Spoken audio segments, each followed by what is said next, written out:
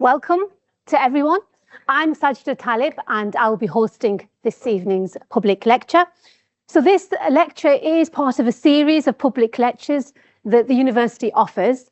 And we've been offering these public lectures completely free to the public for several years now. If this is the first time that you're coming to a public lecture, we're delighted that you made the time to come. But do go and share that information with your colleagues, your family and your friends. And we hope to see you and them in a future session as well. So as a university, we do research, we teach, and also as part of our core strategic priorities, we recognise the importance of actively engaging with our communities to enable them to make better choices and also to help society improve economically and socially. So this public lecture is part of this whole strategic aim of the university to work with communities, and we deliver these free lectures in the hope that you find it meaningful, you find it relevant, and also that you find it interesting as well. So today is no exception to that, and I can say that with full faith and full confidence because I have known Saima for a very long time. We go back, and dare I say it, 2001, when Saima first came to Lancaster University to study a degree in accounting and finance. And I'm going to leave it to her to tell you how that went. But yes, it gives me great pleasure to introduce our speaker for tonight, Saima Ashraf MBE, who will be sharing many personal stories, including her journey to her MBE, something that we continue to celebrate and something which is fully deserved as well. And by chance, this happens to be on a day when Europe is commemorating and celebrating and marking a day of history, where we celebrate courage, the power of resilience, and the strength of community. And needless to say, that Saima's talk today will encompass all of those virtues, and I'm sure much more as well. And it's a reminder really to all of us that to make meaningful change, it starts with these small efforts and also working together. And I'm sure the talk will inspire us, it will move us. Once we leave this lecture theatre, we'll be wanting to find out what we can do in our lives. So absolutely, she's been a trailblazer, and I mean that in every sense of the word. A leader in public finance, a fierce advocate for disability inclusion, a change maker within the policing community, someone who really does make the rest of us wonder what we've done with our lives on this planet. Saima has consistently defied cultural expectation, societal expectation. She has destroyed barriers. And since graduating from Lancaster University, Saima has become the first registered blind chartered public finance accountant and now serves as the chair of the Disability Support Networks for Merseyside Police, where she influences meaningful change, not just within the force, but on a national scale. Her work has earned her several prestigious honours, including Merseyside Police's Employee of the Year, and at a national level, awarded the Inspirational Person of the Year at the Disability of Policing Conference. And most recently and notably in 2024, Saima was awarded an MBE for her outstanding contributions and services to policing and inclusion. And through every challenge, Saima has demonstrated what it means to lead with integrity, authenticity, and with purpose. Her story is not just about overcoming obstacles, it's about transforming services and systems, building inclusive communities, and inspiring others to do the same. And I have no doubt that she will inspire each and every one of us sat here today. And she'll always also inspire you guys to ask questions. And so you'll be pleased to hear that at 7 o'clock, we will open up for questions and answers. So we'll have half an hour for that as well. So I would ask you to kindly join me in giving Saima Ashraf a warm welcome as our public speaker for today. So today I'm going to share with you a lot of the challenges, a lot of the barriers, a lot of the hardships that I've overcome to kind of get to where I am today. Because I think it's really important for people to understand that side as well. And especially for those who suffer in silence on their own, for those who think that they're going through something and they don't think that anybody else is going to understand, experienced by them as well, that you can overcome these challenges and barriers and hopefully achieve, the sky's the limit. So I'm going to initially rewind it all the way back to when I was a child. So I wasn't actually born with sight loss. I was youngest of 5 siblings. I was the spoiled brat, as my elder siblings would say. My sister was the eldest. I had 3 brothers, and I'm the youngest. And yes, I wanted all the attention. It's a bit hard when you're younger of 5 siblings, and you have to fight for the attention. And so I did chuck many a tantrum trying to get that attention. But I was brought up by working class parents. I'm very pleased to say my mum in the audience here today as well with me. And it was difficult. My mum worked in a denim factory. My dad was a weaver in the cotton mill. And they migrated here from Pakistan with the intention, as economic migrants, to make an improvement in life. And that's basically what they've come here for. And so then I'm the youngest child. I have no idea anything around sight loss, never experienced it, absolutely fine. And then suddenly it was kind of in year 6, final year of primary school, going into year 7 of high school, where I start noticing that when I'm playing with my brothers, because I was the annoying sister that wanted to play football and football with them, and even though they were kind of shaking me off and I'm embarrassing them with their friends, I was still hanging around. And I started noticing I was struggling to see the ball. And from afar, when somebody called me, I was struggling to see who was calling me in the playground. I'd have to run towards them. Again, still not appreciating that there's something wrong with my sight. Not because nobody in my family had an eye condition. My parents are in their 70s, 20/20 vision until now. So not thinking that there's any type of hereditary condition going on in our family. And it wasn't until a nurse who came into school and was doing an eye test. And I still remember sitting on that seat, looking at the chart. And when it dawned upon me that suddenly I can't see a lot of writing I could see a year earlier. And that's when immediately she started referring me to Manchester Royal Eye Hospital. I'm from Blackburn in Lancaster, so the Blackburn Hospital and Preston as well. And then my life over the next couple of years became in and out of hospital, test after test after test. And, my parents are being told that your child is going to go blind in a few years. It was a really, really dark time, really difficult time for me. I remember sitting in my bedroom, looking out the window, looking at the kids playing in the street, and thinking, why did this happen to me? Why couldn't it happen to one of them? And I was a real advanced reader at the time. I used to read like really small print books. The last book I ever read myself was The Hobbit when I was 10 years old. I loved riding my bike. I absolutely loved that freedom of getting on the bike and riding off.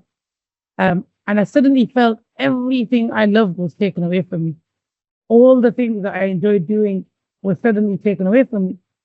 But then at the same time, I'm feeling I need to protect my parents. They are devastated. They get this kind of news. And being from a South Asian background, my parents originating from Pakistan, disability is very much the end of the world when it comes to reading. It's so taboo. And for suddenly them being told that their daughter's going to be going blind, there was quite a backlash within the family. Comment came, nobody's going to marry your daughter. She's a burden. What's she going to do for the rest of her life? When I was lucky, I was blessed with very, very wonderful parents. Academically, my parents weren't educated. They weren't given the opportunity to study. My dad migrated to the UK when he was 15 years old, and he came here and started working in the cotton mill. But I always say to everybody that my dad's more educated than a lot of people who I know who have got academic education, because my dad was so forward thinking. And he was my support all the way through my journey of starting off. My mum fully backing in, bringing up the other kids as well, dealing with that worry, that concern as a daughter, how's her life going to be? But the support that I got from the parents was how I kind of continued. So it wasn't until 17 when I was registered blind. I'm registered blind with a condition named retinitis pigmentosa. It is a hereditary condition, but nobody in my family has had it for at least the last 5 generations. We've gone back in the genetics. My parents have now been tested. They are carriers of the faulty gene, but it's 1 in 4 chance of somebody within your children getting the condition. So I was the 5th child. I got the condition. For some reason, it triggers between the age of 10 and 30. They don't know why. So for me, it triggered at 10. And then my eldest brother, who's the second in our line, it triggered for him at 30. But he lost his sight at 30. And so there's 2 of us now in our siblings that have the same condition. And we kind of live quite different lives because he's had his own challenges, having lost it as an adult, from driving, from having his business, and stuff. But, thankfully, he is on a journey. And I always say to everybody that acquiring a disability is nothing less than a bereavement. Doesn't matter what disability it is, acquiring that disability is like a bereavement. You lose a part of yourself. And the worst thing in your life is having to suddenly rely on somebody else. And it's that acceptance. You have to go on a journey to accept that I've got these issues, and how do I now move on from these issues? How do I progress? And when you had kind of society judging what I could or couldn't do, for me, it was just that I'm going to take this negativity, this kind of mentality that these people have got, and I need to show these people that I didn't ask for this eye condition. So I have to accept whatever this eye condition I've got now. And I need to learn what support there is out there. And I need to get on with my life. And this is now, back in the 90s, we're going to move on to kind of my school education time. And in the 90s, technology was not as advanced as it is today. So I started high school between 94 and 99, and nowhere near the technology today. So the problem I had was there was people with eye conditions in the school year above me, but their conditions were less severe to mine. So whatever the school did for them, they wanted to do the same for me. But the problem was, it didn't work for me. And I then got labeled as a troublemaker. So every time the school wanted to do something, so I'm talking, they would get books and they would blow them up onto A3. So my math textbook, 200-page textbook, was blown up onto A3. So imagine 200 sheets of A3, ring bound, handed to me and said to me, every time you have math, you have to bring this into school with you. That was 3 times a week, 200 sheets of A3 paper in my school bag. I didn't have a locker. And I was like, no way. I was like, give me the chapter, give me the section that we're working on, I'll do that. I'm not carrying that around. But even then, when you look at A4 to A3, if you look at that sort of text, when it's been blown up, yes, the paper increases in size, but the text doesn't. And the text is pretty much the same. I was holding the paper here, squinting, trying to read it, and they were just like, everything we do for you, you throw it in our face. All the time, my dad was being called into school. At the time, they bought something called a star writer. So imagine a typewriter with a printer on the back of it. I get pulled out of class with the other 3 kids in the school year above me. We are there, and they start tapping away, and I'm thinking, mine can't be on. So I said to one of the teachers, have you turned mine on? She says, here we go again. Always, we've just spent so much money on this equipment, and now you're refusing to use it. So I said to them, what am I supposed to be looking at? And they said, it's a screen, a green screen with darker green writing on it. And I said, I'm colorblind, which I was. And I just thought, how ridiculous, like green on green. And they were like a new diagnosis until they did a ring application and confirmed that I was colorblind. They wouldn't accept it, call my dad into school. So it was really hard. GCSEs, I started my GCSEs based on what I heard in class. I didn't have any assistive technology. I couldn't read my notes. And I had written myself off. I didn't think I would go on to do A level. When I applied for college, I'd applied for a BTEC course because I thought I'm not going to pass my BCPs. When I got my result, I came out with 2 A's, 5 B's, and 2 C's. And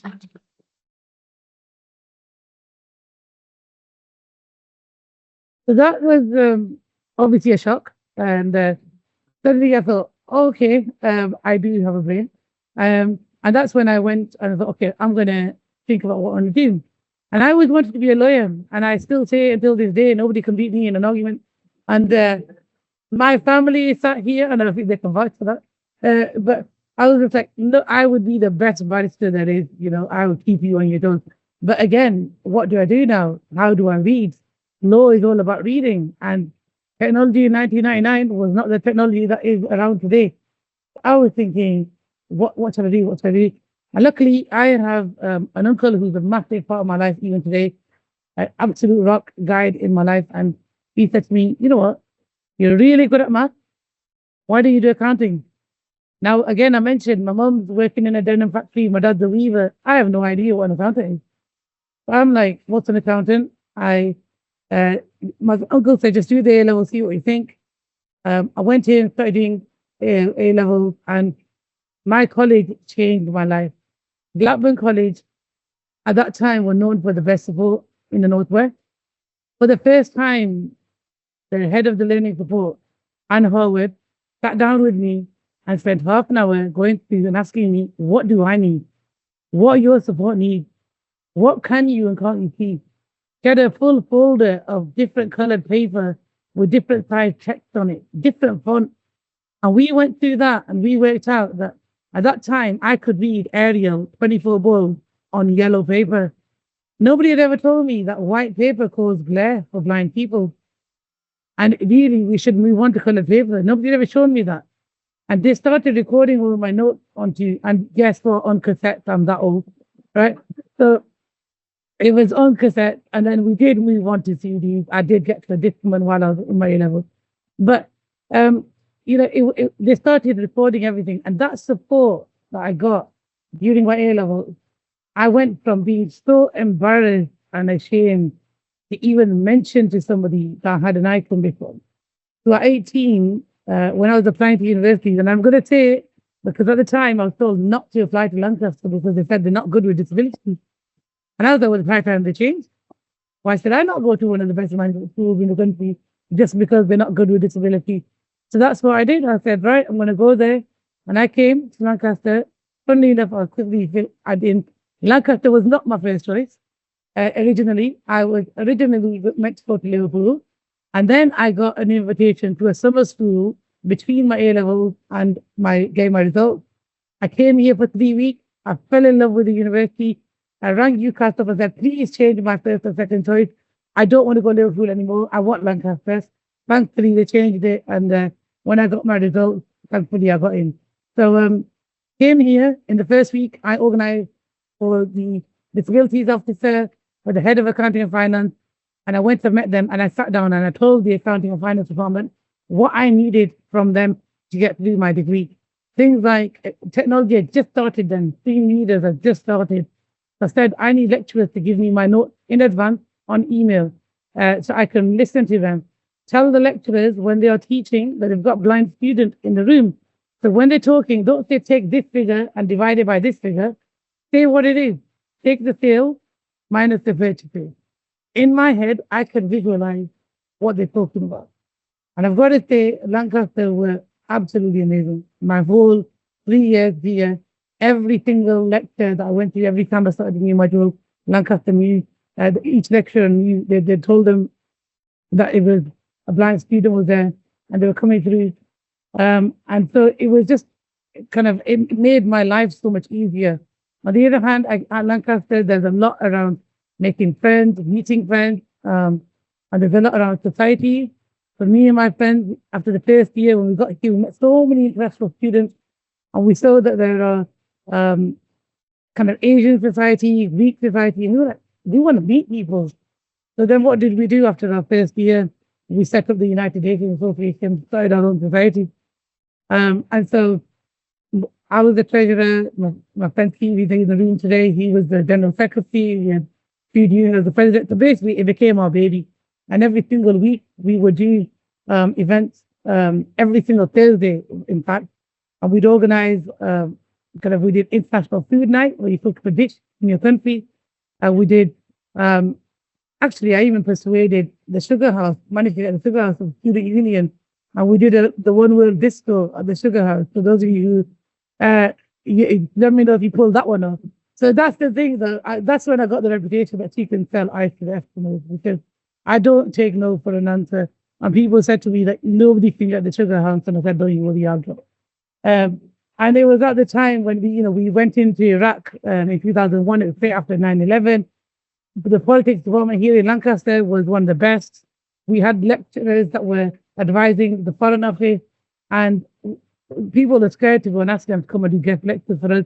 So I always got sent in to go and tell them that you guys, the David Travers, he's one very well-respected lecturer at the time. I persuaded him to come in. We had Gerd Noneman, middle east expert again. So we had so much fun. Like, it was our baby.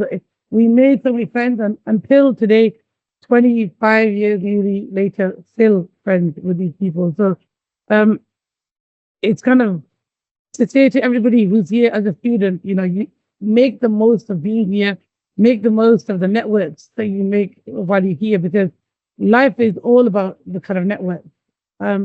One of the best stories I want to tell about Lancaster is that, and this is, it was in an article recently as well, but for those who haven't heard it, one of the biggest things I missed in my life was not being able to read my results. So my GCSE envelope was open, somebody else read it to me. My A-level opened, read to me. So in my second year at the time, Andrea Quayle was the secretary in the accounting and finance department. And I just mentioned to it one thing, fasting, say, it's such a little thing, but it's such a big thing for me. I've missed my ability to read my results. I said, I forgot about it. I ended up taking a year out on medical grounds. I was in a car student, came back for my final year. And at the end of the degree, they put our results on a notice board, and you go there, you read your results, and you have a couple of weeks to argue if you're happy with them or not. And then that's what you graduate with. If your results are not on there, that means you failed. So the day the results go up, me and my friends walk around, my name's not on there. I'm having a panic attack. Oh my goodness, what have I done? I failed. We quickly run around to the accounting and finance department, knock on the door, open the door, and Andrea starts laughing as soon as she sees me. And she goes, don't worry, you've not failed. I said, but I'm not on the list. And she says, no, we've done something for you. I was like, oh, what's that? So they hand me a big brown envelope, open it up, A3 paper, and the biggest text they could fit on the sheet, it said 2:1. And I was just like, oh my God, I look like a 2-1, I think. And they're like, yeah, it is.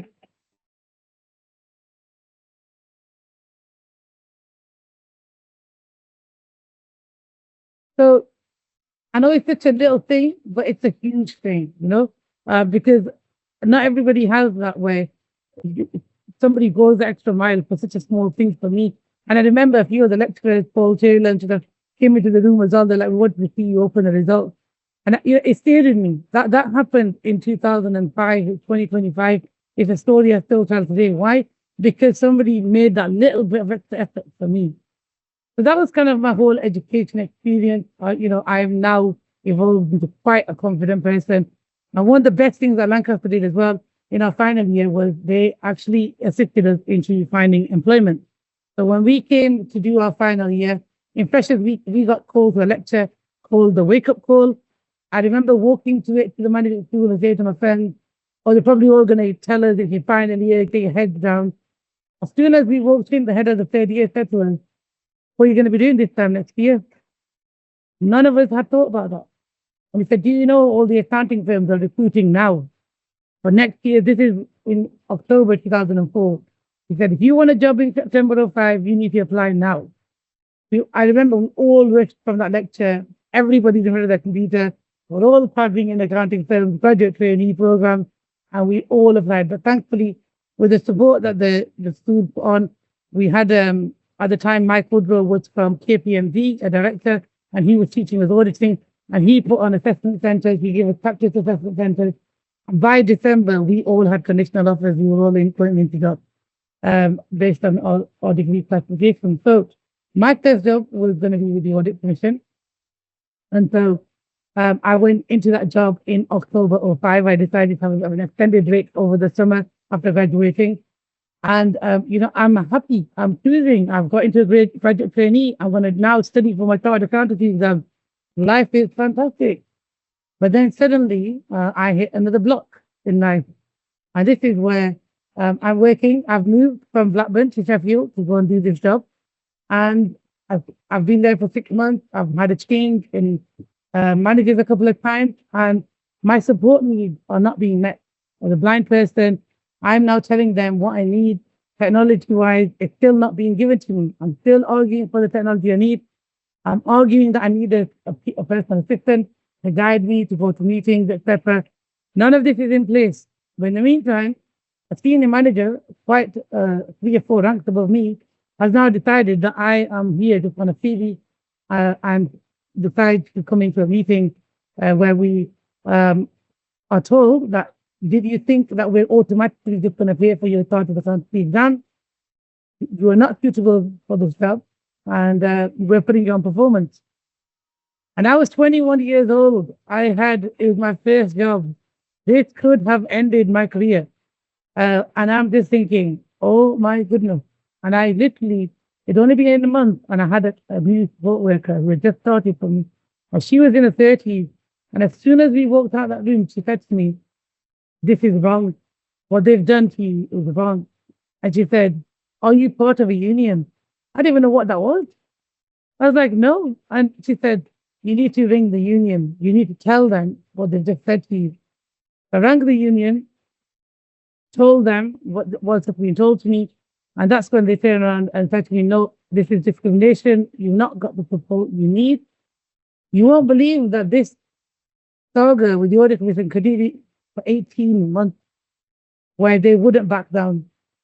And it got to the point where the union had lawyers in place to take them to a tribunal. But I didn't want to go down that route. It was the beginning of my career.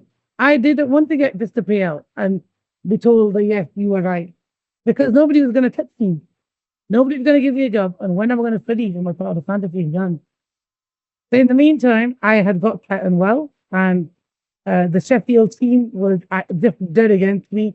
So I said to them, I saw a vacancy within the audit commission in Preston, and I said, transfer me to Preston. And they said to me, no, no, no, when you're on performance, you cannot be transferred anywhere. So I challenged back and said, well, if your performance process is fair, then it should be measured anywhere. It doesn't matter which line manager I work for, as long as the targets are measurable, I can do that anywhere. And because they couldn't defeat against that, I thankfully managed to move to Preston. And this is where I get lucky, because the person who interviewed me for my job in 2004 ends up being my line manager in Preston. I get to Preston, I'm so scared of being in Preston. Thinking, oh my goodness, because every single piece of work I've done until this point, in 2 years, I've always been slammed down to be a file officer. So I do my first piece of work, and in Preston, one of the things I said was my sister would come and work for me as my support worker. Because while I was in Sheffield, they kept making me use an agency, and over 18 months, I had 25 people work for me. And that impacted my work. Every time a new person walked through the door, I had to tell them where I was up to, and it wasted my time. But nobody wanted to factor that in, the impacts of losing support workers. I said, when I moved to Preston, my sister will work. And I remember the first time we handed in the work, my father there came to my sister. What's his face now? Is he angry? You think he's going to be pulling up loads of coaching notes on my work? But no, he's smiling. He's all right. And again, it's running commentary. We're talking in Punjabi features, so nobody in the office knows what we're talking about. Because I'm trying to work out, I'm so nervous. And anyway, fast forward, we get to the hearing a couple of months later, and the same line manager said to me, you know, this hearing is a formality. I said to him, no, John, you've got no idea. I've been going through this for 18 months. I'm telling you now, I don't know what they're going to do to me today. But what I didn't know was, and this is the difference between good line managers and bad line managers. And I always say that there are 2 types of line managers. There's blockers and there are backers. And John was a backer, and he backed me all the way. And so when I arrive at this hearing, John pulls out an inch thick file where he's gonna got statements from my colleagues. He's gonna got statements from my client. He's provided feedback on all people with, and he put it to HR and said, there's nothing to dispute here. There's nothing wrong with her performance.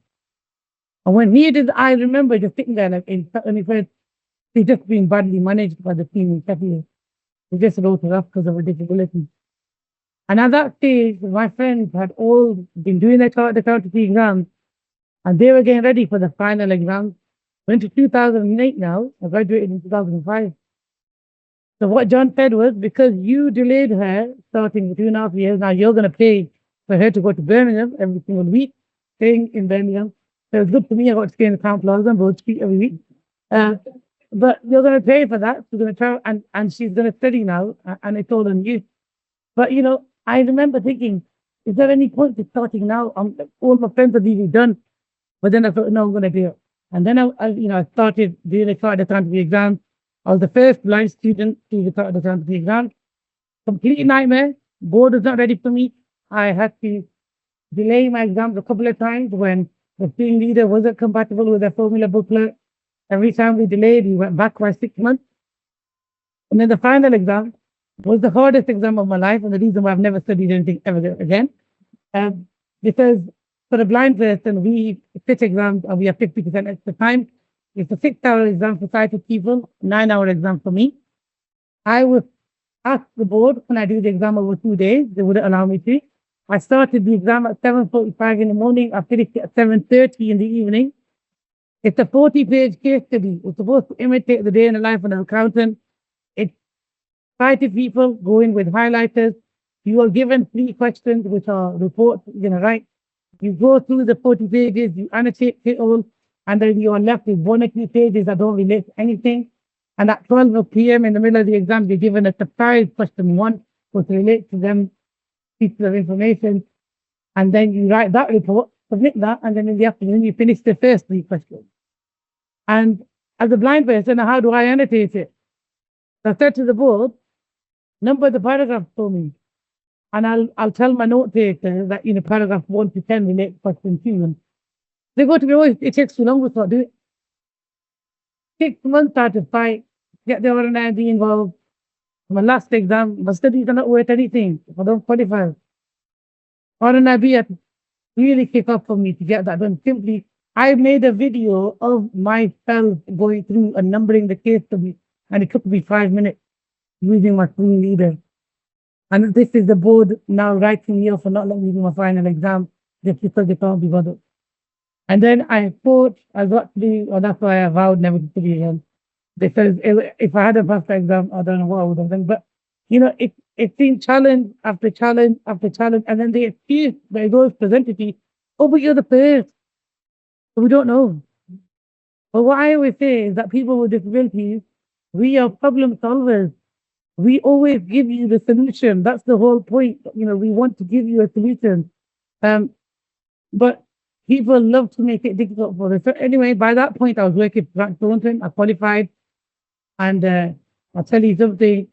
Then the accounting firm is just, there's no work-life balance. I worked with them just to get enough time on my CV to build up the CV. And as soon as I qualified, me and a load of us got qualified together, all started looking for jobs. And that's when the wonderful world of Merseyside Police came into my life.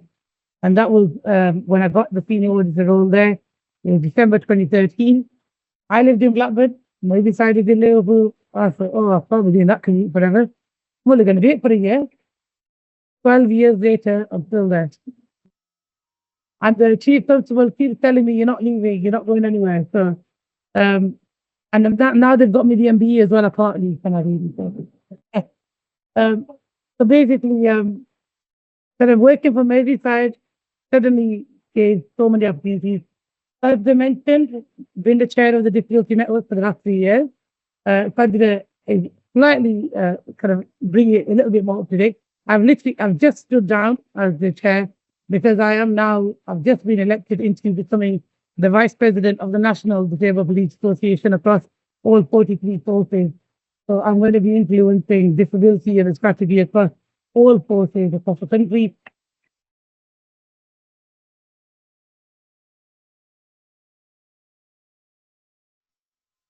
So from that, it's working with the Home Office, the College of Policing, Chief Constables Network.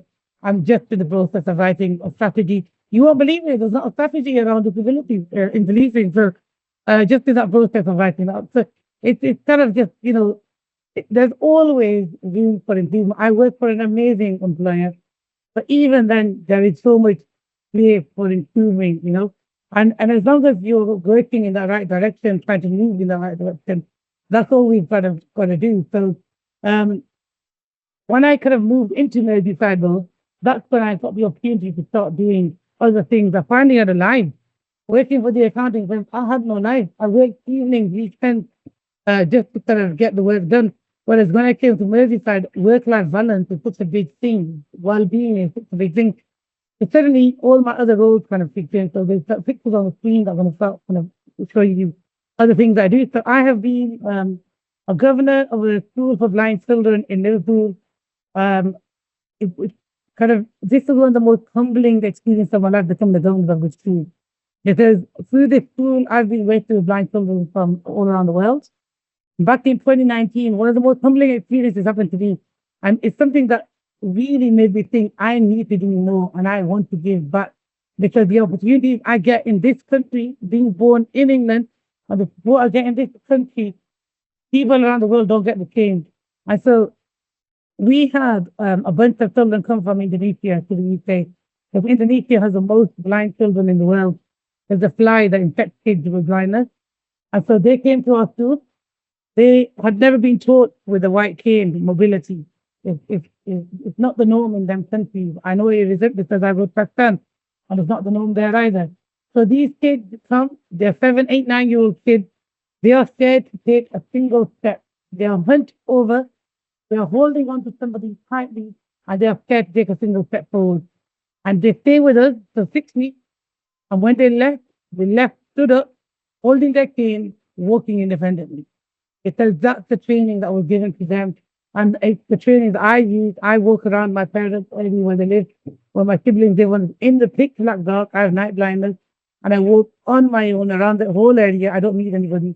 I live on my own and in my own house. I kind of navigate everything because you can once you mind map things in your mind. So when these kids came, one of the things that we asked, I went to visit them, and I said to the interpreter, what we organize for these kids? Bearing in mind, our school has a lot of reach. Our kids have been to Buckingham Palace to meet the Queen. They've been to the May. We made copies out of clay badges that have been given to Theresa May. She wore them at Prime Minister questions in 2018 on the 100th centenary for World War One, and she thanked the kids of St. Vincent. So it's a very influential school. So I asked these kids, what do you want us to organize? And I thought, Mo Salah's paying for Liverpool. They probably want to go meet him. That way I'll get to meet him as well. That's what I was hoping that they're going to say that. But what did they say? They said, tell her, organize somehow that we can run. And I said to the interpreter, what does it mean? And they said, when we live in Indonesia and kids around us run around all the time, and we're told to sit down everywhere there's danger, we don't get to run. Organize a safe way that we can run. And it suddenly hit me because I feel it. When I go to Pakistan, it's the same. As soon as I stand up in Pakistan, everybody's like, wait.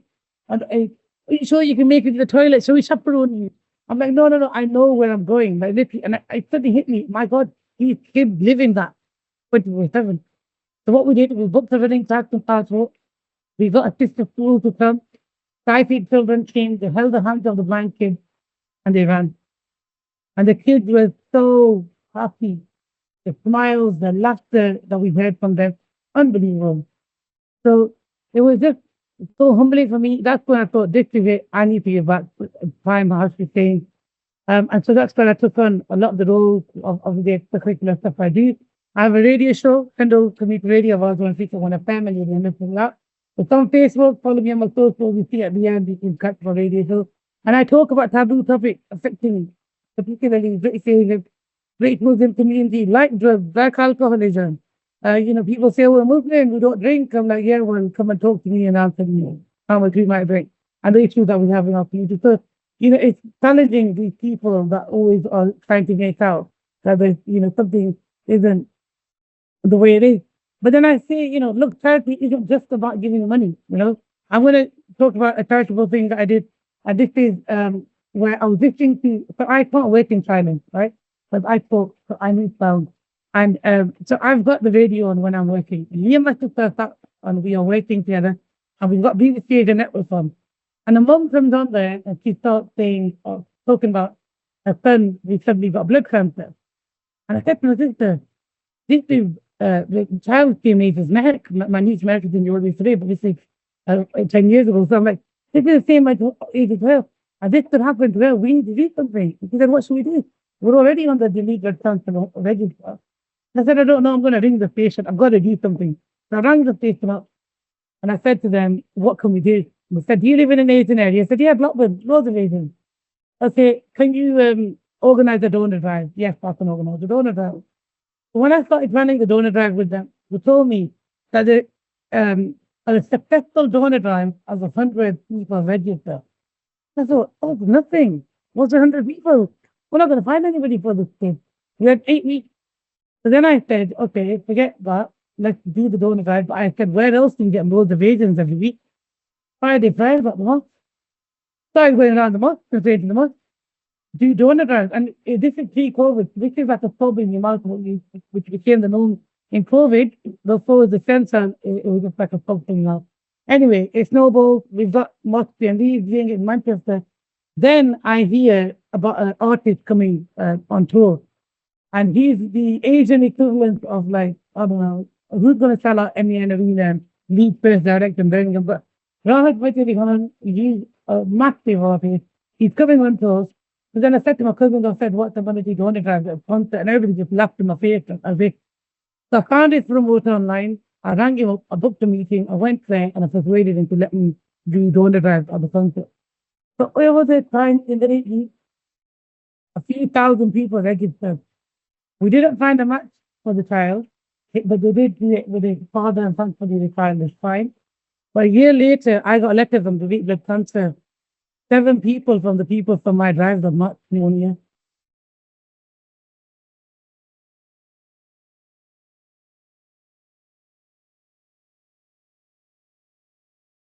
And so this is why I say that, there's so much that you can do, like just by giving your time. It's not just about kind of strategy with money and stuff like that, that you can make a difference all the time. And so by this stage now, my profile being quite raised, as Franco mentioned, there are so many awards that started coming my way from 2020. There's an organization in Blackburn called One Voice. It started from them giving me the outstanding achievement, being the only way designed sort of public finance accountant in the country. Still am today. Nobody's mad enough to do it, by the way, as a blind student. But after that, going on to the British Museum Awards in 2022, then the Inspirational Person of the Year in 23 at the producing meeting. And then I'm thinking, this profile break, but I did so there. So I had a friend who wanted to do a Guinness World Record for the faster 10 or so. And this is what I'm talking around network, how networks make a difference. She rang me up saying, I haven't got the expertise to do the Guinness World Record. And I was like, well, don't worry about it. Within 2 hours, I had the expert because I had friends from so many different clubs that I was involved with. And all the she needed judges, people from the community. I had a friend who's a magistrate. I had the head of the Blackburn Council. I got teachers and she did some blind people and later here how I'm involved in blind sports. So I got them to come. So this is how you use your network to achieve. And this is what we did. We kind of got, and eventually she got her Guinness World Record as well. So it's all the time just wanting to do kind of more. And where people are always saying they can't do something, it's just to say, okay, well, I'm going to show you. And that's the kind of mantra that I've been for me. It's always where, if you think I can't do something, I'm going to show you now. And so when I've been doing all these things, so what's left of my things, I'm sat back last year, thinking what's left. I've got a podcast, I do radio, I do the role, I've got my some disability stuff in policing. When I thought, oh, what's missing? I'd like to get back into sport. So there's something that's missing, so let's be. So we're back into sport, and I go on a trip today and try blind baseball, I tried blind football, blind cricket, and the game that I fell in love with was blind baseball. And then I came back to my friends in Blackburn, and I said to them, do you guys fancy, can we start a blind baseball club? Well, and we had a sister club in Manchester called Lions, and we decided to set up our own in Blackburn, E-Plant Legend, that we set up in Blackburn. And we've been around for a year. And in this year, I got the opportunity then to go to Milan to train, because the Italians have had blind baseball over there for 15 years. And then just this weekend, just past, we went and participated in the first international tournament held in Hungary.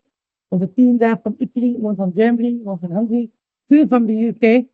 And my team was a complete underdog. We were the babies of the tournament. We came home with bronze medals.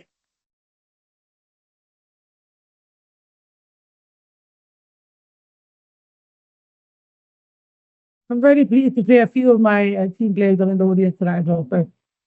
But yeah, it kind of all came together and worked out for us. So it's all about trying to inspire other people and trying to show them. And blind baseball is, whoever's up for today, it's all done by audio cues. The first base is a bleeper, second base are sighted people who clap, and third base is a clapper as well. And we all wear shades. Everybody's got the same level of vision then. And the ball has a bell in it, and we're lifting for it. And it's just a lot of fun. And, sighted people, if you want to ever go, you can always join us and come on a go as well to be tonight before. As I said, it's all about trying to show people when people think you can't do things. I love to do things to show them that I can do things. So I've participated in days like driving days. I've flown a three-seater glider plane. I'm doing that again next week. So the pilot was telling me, oh, it's like what's Heathrow, and now it's like towards Lancaster. So it's quite a lot of fun. I did that 2 years ago, and I'm doing that again now, next week. I've been up and stayed on Lake Coniston in Waterfall, climbed the 500-meter rock face and running back under the waterfall to hear the water going over my head. And it's just to show people that you don't know, don't decide what I kind of can't do. I'll show you what I can do. And it's taking that kind of achievement and inspiring. And when people come to me and say to me, you changed our life, like, so we thought suddenly we've got this disability and we can't do anything. And then we see you and you inspire us to do stuff. I mean, we can't buy that. And that's the reason why I do what I do. And then last year, when I moving on to getting the MBE, this is something that, and I've not mentioned until this point, but my sister, who I mentioned, the one I was just doing for in Punjabi, ended up being in my personal assistant for 13 years. I started in 2021. She got pancreatic cancer and passed away in 2022. And so another thing that I got an award is the BBC makes me a different Carer of the Year, because I did inherit 5 children who are in the week today as well, and who are an absolute joy and one of the reasons why I do what I do, because we've always been close. We were close when the mom was alive. And if it wasn't, for my sister, I wouldn't be what I am today. To literally my right arm, my sister in the clothes. I feel I said to me, everything you do, you're going to get an MBE one day. You're going to get it. And I urge you, like, I don't know, you don't do it for that. When I received the MBE for my service to policing, it meant so much more to me. To get the recognition from a professional for something was just something else. I knew I would, for my character, maybe one day, but from my peers in policing to nominate, and in policing, when I worked as a CEO, the structure of the police is chief constable, the deputy chief, and then there are 6 assistant chief constables, and I report to the assistant chief constable. So when I received the letter that said, if you've got it for employment, you can bring your employer. So I rang my line manager, and even we didn't know about it because the chief or the deputy chief had done it. Even him as an assistant chief, you didn't know. And that, to get that recognition from the chief and the deputy, just meant so much more. And I was really lucky to say, I'm blessed that my parents were alive to go with me to Buckingham Palace. My brother went with me, and by me, my sister's eldest son, because my sister wasn't here to go with me. And again, on that day, there were 2 MBE ceremonies going on. So King Charles did one in the morning, and we had Princess Anne in the afternoon. And again, Princess Anne was meant to be, because my sister's favorite royal was Princess Anne. And from the moment I received the letter in May, I kept thinking, I wish it's Princess Anne.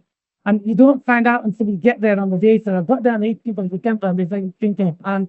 I just thought my sister smiling down on me, and she was watching yesterday. And I just said, not just PMD, I can't be who I am today without the family that I've got.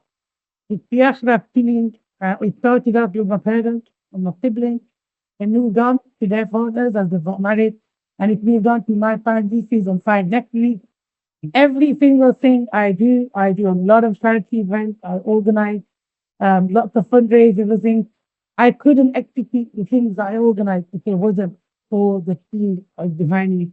And that is my family. And then it moved on to friends as well. There are so many friends that are there. A simple phone call and they will be there and they want to be part of whatever I've decided that I'm doing. You want to make sure that you make a complete successful. And so it makes you reassured that there are good people in the world. In a time when all we see on the news with so much negativity, all we see around the world is, so many wars, so many people dating on each other for a piece of land. But I wouldn't be able to do what I do without the good people. And I'm going to end with a story which happened to me in 2006. And it's something that just summarizes exactly, what kind of goes on in my life. And I've left there when I do meet really good people, you make that difference. And so back in 2006, I was commuting from Blackburn to Sheffield. I would go on a Monday morning and I would travel back on a Friday. So every Monday at 6:30 in the morning, my mom would drop me off at the train station. I would have assistants booked and they would put me on the train. And then I'd get to Bolton, they'd take me up, put me on the next train up to Manchester Piccadilly or Stockport, I'd get up there. And then they would put me on the train and I'd get onto Sheffield. And then they'd assist me off the train and into my taxi. So that's how we lived every week. And every single week, I used to meet a gentleman on the train and I didn't know his name, but we would put the world to rights. We would be talking about everything about what's going on in the point of view. And every week he'd get off the platform at Bolton and he'd help me with my laptop bag, much for me, and we chatted. And all I knew, he was an engineer. That's all I knew. He was an engineer and he designed engines for ships. So that's all I knew. And every week with me. So at the end of 2006, I told him, I'm going on a holiday, so I'm not coming to Leeds for a couple of weeks. So I went off to Spain, got in Spain, and then didn't away for another couple of weeks. So by the time I went through, it was February 2007. I get to Stockport Station, and the assistance guys goes to me, Miss Ashraf, thank God you're here. I'm like, why? He goes, got a letter for you. And I'm like, a letter for me at Stockport train station. No letter for me. It was Stockport train station. And he's like, no. I said, open it up. And there's an article in there, and it's about a guy who's lost his sight, and he takes his tongue. And from that, he gets spatial awareness and he walks and stuff. And the other one, the guy goes, oh, it looks like a photocopy from an anthology. So I was like, and he goes, oh, he trains you now. So I go, give it to me, put it in my backpack, I'll check it when I get to work. So I get to work, I give it to my small worker, say, it's so random what happened to me today. Somebody's that left me and left at the station, but I don't know it. So she then gets it, and I go, apparently it's a print from an anthology. So she gets it, she reads it, she goes, it's about you. I'm like, what do you mean? She goes, a poem about you. I was like, what? And so she reads it to me. And I was just like, wow. Like, I couldn't believe it. Now, when I tell this to the people immediately think romantic poem. But it's a poem that it's called, it captures that the fact that there are very good people in the world. And I don't do what I do if it wasn't for the good people. And I'm very, very pleased to say that no one had these in the community today. And it's so much shaded now to be supported by people.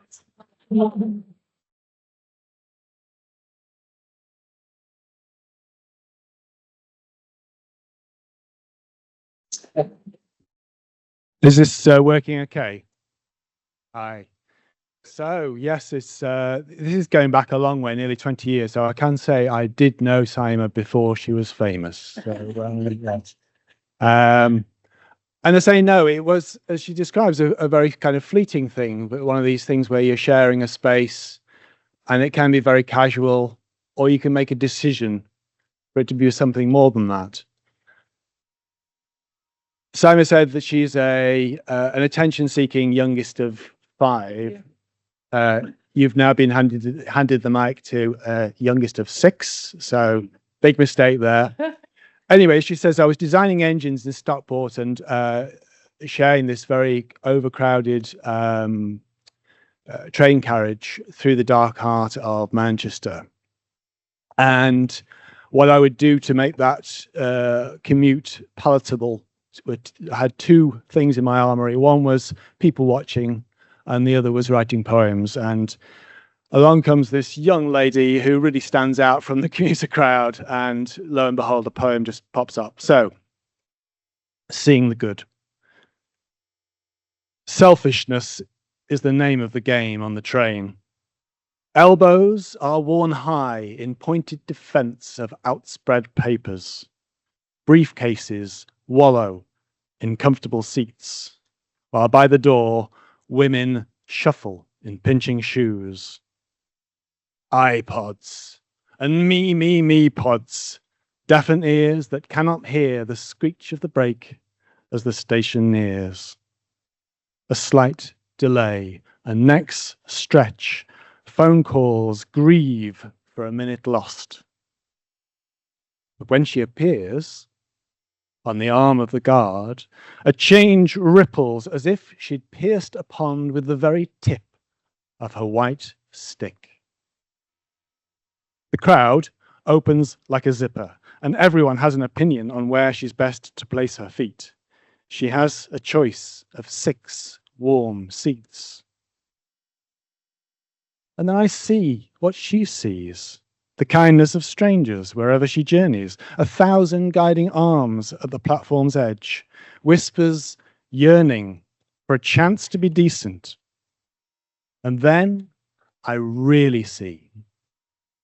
Through the blur of the window's mirror, my magic eye discerns another era, another England. And there, on the fence, Jenny Agata's waving, all rosy cheeks and billowing petticoats. And the man staring back has on a top hat. We are all kind gentlemen now. You've heard the applause several times. That's very unconventional. Normally we wait till the end, but that is a marker of just how moved we are with everything that you have said today. And I think there is something for everybody here today to take away. It's been very emotional. I feel very emotional. I feel honored that my daughters are here to listen to what you've had to say. And it's all generations. It's every generation listening to you today. So proud of everything that you have achieved and everything that you will still go on to do. We know this. And it's all with that grit, that growth mindset, that can-do attitude, and that a positive spirit. And you light up the room. You bring joy, as do your children as well. We love it, absolutely. And it's been an absolute pleasure to host today. And it's been brilliant. And I'm glad that it's been captured as well. So it's been recorded and we will share it with a wider audience as well. So please join me again to do a final thank you to our guest speaker today, Saima Ashraf.